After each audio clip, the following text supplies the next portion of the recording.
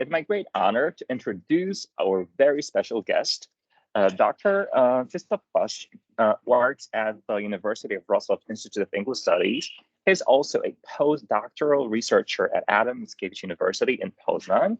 His main research areas involve syntax, semantics, interface, mental lexicon, corpus linguistics, digital humanities, phonetics, and phonology, and syntax in the theoretical perspective. Dr. Hwaszcz wrote his PhD dissertation on the processing of compound words and the organization of the mental lexicon. He is also associated with Wrocław University of Science and Technology and the Clarion Consortium, and it is my great pleasure to introduce him today, and I'm looking forward to hearing more about his fantastic research. So, Dr. Hwaszcz, please share your presentation with us. We're all looking forward to hearing more about your wonderful project, and I will stop sharing my screen to make sure that you can see the person you need to be seeing. So hello everyone, again, thank you very much for the introduction and for the invitation. Let me share the screen. Hello, Mr. Krzysztof. Hello. Okay, so as a word of introduction, let me say that this research has been conducted in collaboration with Hanna Kędzierska, Dr. Hanna Kędzierska, and Professor Magdalena Wrębel, who is the coordinator of the ADIM project in Adam Mickiewicz University. And the presentation is entitled Perception of Accented Speech in L2 English and L3 Norwegian. So by people who first learned English and then learned Norwegian. So as a word of introduction, let me explain what foreign accented speech is. As a matter of fact, it is simply the speech of a non-native speaker of a particular language. So for example, what you're listening to right now is foreign accented speech. To date, there has been a great deal of research that has focused on foreign accented speech from a number of perspectives. And to the best of my knowledge, no investigation so far has explored two non-native languages. And today I'm going to report the result of a foreign accent rating study, which measured the scale of foreign accent and comprehensibility in L2 English and L3 Norwegian by the very same learners. So what is foreign accent rating study and what do we use it for? First of all, it is a typical technique used to explore accentedness in bilingual, multilingual, or heritage speakers. Native listeners hear non-native speech and they rate how foreign the accent is for them. Typically, they do it with the use of a 6-point or 9-point Likert scales, which you can see at the bottom of the slide here. And ranging from one study to another, at the end of each non-native speech sample, there might be a question about L1 identification, in which the listeners try to guess the non-native speaker, where they come from, and what their first language is. And there might also be questions about comprehensibility, intelligibility, irritability, or confidence. And typically, the speech samples are 10 to 40 seconds long. So as I have already mentioned, no investigation so far has explored two non-native languages in the same group of speakers. So what we did was an overview of the literature on studies that explored foreign accented speech. And on the basis of that, we decided to test the following variables. You can see in the slide, speech mode, that was read versus extemporaneous speech. And here, extemporaneous basically means spontaneous or improvised. Then grammaticality. And we wanted to test whether speech samples that contained a grammatical error would be perceived as more accented than those which were grammatically correct. So intuitively here, it seems that the presence of grammatical mistakes will indeed affect the accent strength and perhaps also comprehensibility. And the last variable is learning setting. And by formal, here we mean speakers who learned English and Norwegian in a classroom environment.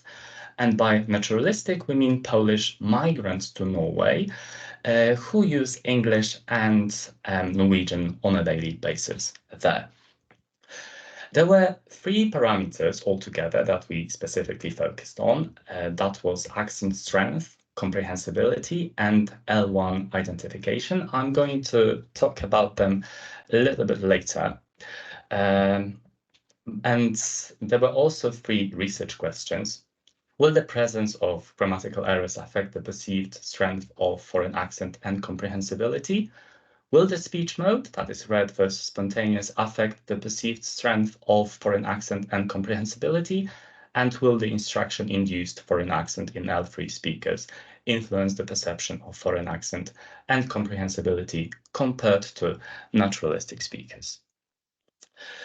So in order to answer these research questions, we designed the study in which we recorded speech samples from 20 adult L1 Polish speakers with L2 English and L3 Norwegian, 10 of whom were naturalistic speakers and 10 were instructed speakers.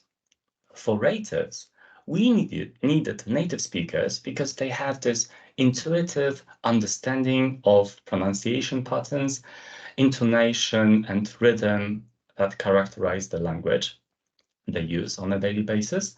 So we played the English samples from our Polish L2 English speakers to 50 English natives, and we played the Norwegian samples from our, again, Polish L3 Norwegian speakers, the very same speakers, to 50 Norwegian natives. And it needs to be highlighted that these were very same Polish speakers in both English and Norwegian blocks, because that study has never been investigated. So now a bit more about our speakers. So the naturalistic group contained 10 Polish migrants who reside in Norway, and they were recorded in Tromsø. It's high up there in Norway, actually north of the Arctic Circle. They were 36-year-old on average, and their English proficiency was higher than Norwegian proficiency, that is 6 compared to 4.6, and they stayed for over 7 years in Norway, approximately, on average. In the instructed group, we invited 10 Polish students of Scandinavian studies who were recorded in Szczecin and Poznań. They were over 21-year-old on average, and their English and Norwegian proficiency were very similar to the naturalistic group. They spent almost no time in Norway, which only confirms that they acquired Norwegian in an instructed setting. And now slightly more about our native raters. For English, they were mostly from Great Britain, some from the United States and Australia, and they were recruited solely via the Prolific platform. And as a curiosity, it took us less than an hour to recruit them via this platform. But for the Norwegian block, for the Norwegian part, the easiness of recruitment was far from that. They came from across Norway. They were recruited via Prolific, but it was not enough. We needed some otherwise established contacts, and it took us somewhat close to 3 months to recruit them all together. And countless emails were sent, flyers advertising the study were scattered in different public areas by our Norwegian friends, colleagues.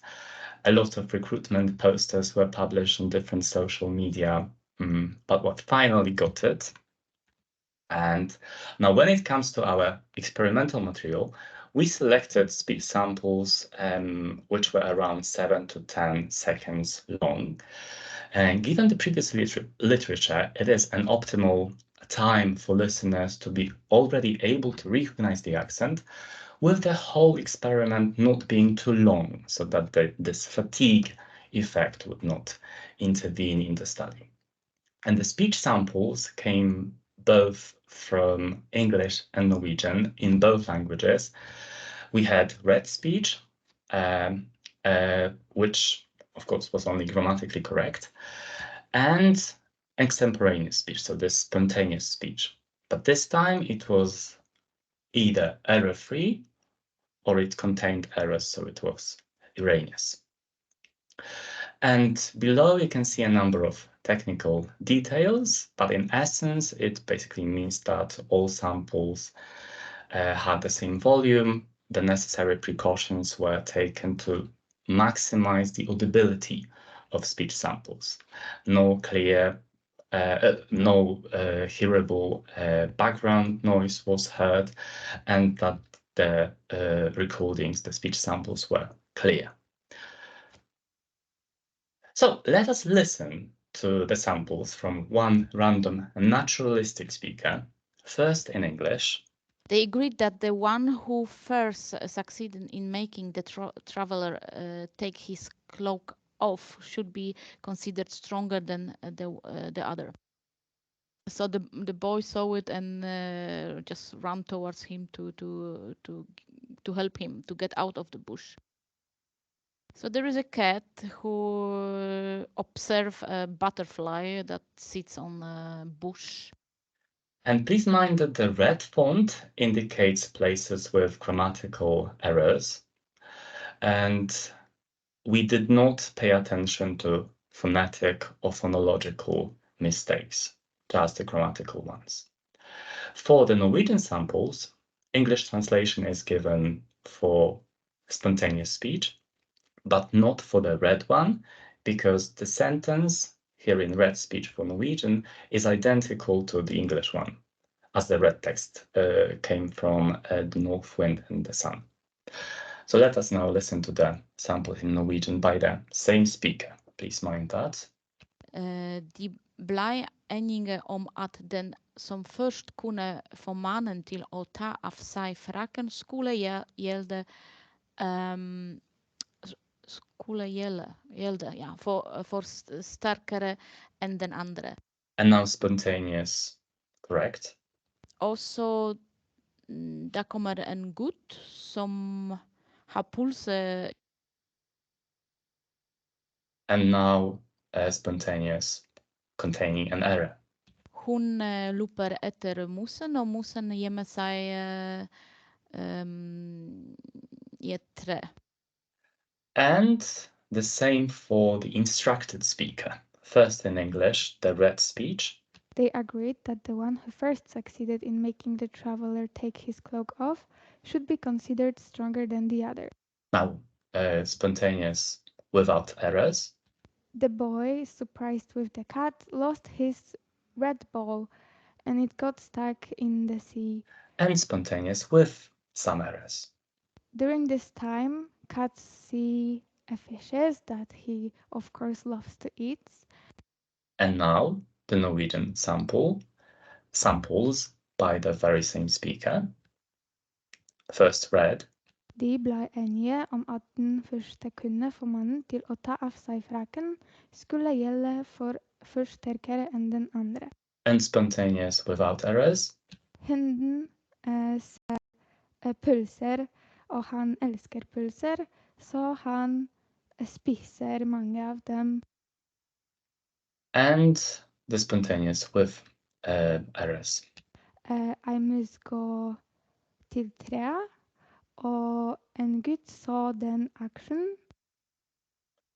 So all in all, the English block consisted of 80 speech samples. 60 of them were target samples, and 20 came from control groups to have a reference point. 10 from native English speakers and 10 from native non-Polish speakers. And when it comes to the Norwegian block, we had 76 speech samples altogether, but this time 16 speech samples came from control groups. And to make it slightly easier for you to visualize what the procedure looked like, here's the chart. The chart shows the subsequent stages within one trial, so just for one speech sample. So each trial began with listening to a speech sample. The samples could be played several times, and it was only the rater's decision to proceed to the questions. And the first question was about perceived accentedness. So the raters saw a question that went, how much of a foreign accent does the speaker have? And they were to press an appropriate number that corresponded on the Likert scale. And 1 meant no foreign accent, while 9 meant a very strong foreign accent.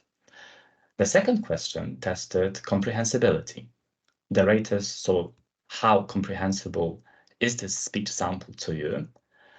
And again, they were to press an appropriate number that corresponded to the scale. 1 this time meant non-comprehensible at all, and 9 meant very comprehensible.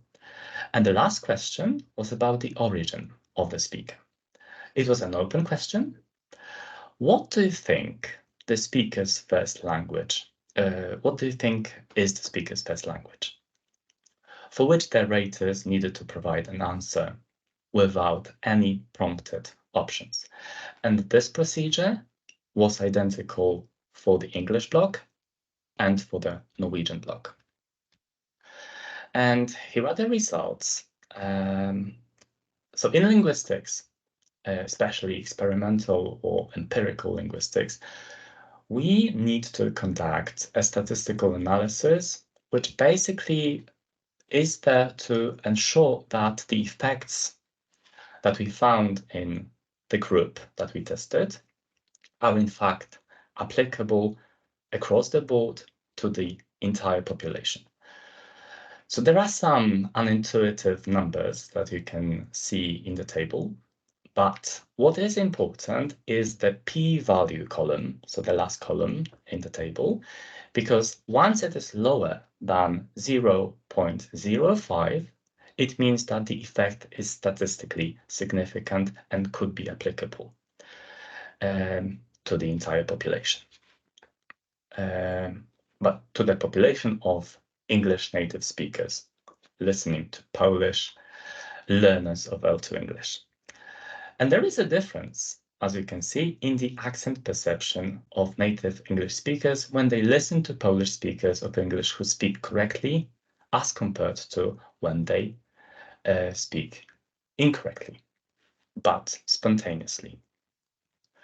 When it comes to comprehensibility in English, there was both an effect of setting, so instructed learners differed from naturalistic learners, but there was also an effect of condition. And as you can see from the p-value column again, it actually mattered for the understanding of speech whether the speech was read and also whether it was correct or erroneous when it was spontaneous.